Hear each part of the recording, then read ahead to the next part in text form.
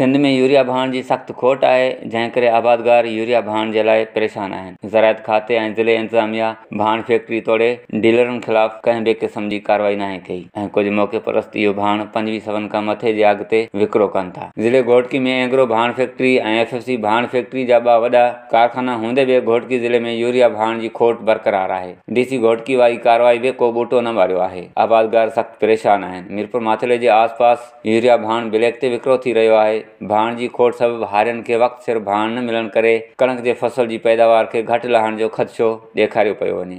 ईंदड़ साल कणक जो बहिरान थी सघे थो। हिन वक़्तु कणक जे फुटाड़े जी मुंद आहे। फसल खे वक़्त सिर भाण न मिलियो त कणक फुटाड़ो न कंदी। कणक जी पैदावार खे कापारी धक लॻण जा ख़दशा आहिनि। आबादगारनि जे फसल खे वॾे नुक़सान जो अंदेशो आहे।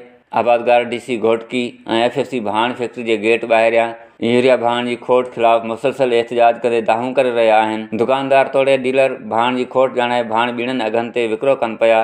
लाॻापियल इदारा सरकारी अघ ते अमल न करण में नाकाम विया आहिनि, जॾहिं त भाण जा डीलर अफ़गानिस्तान समेत ॿियनि सूबनि में भाण जा ट्रालर विकिरो कनि था। वास्तेदार इदारा यूरिया भाण जी खोट ते कंट्रोल नाहिनि करे सघिया। सरकारी अमलदार मीरपुर माथेले जे आसपास भाण जो ब्लैक ते विकिरो नाहिनि रोके सघिया।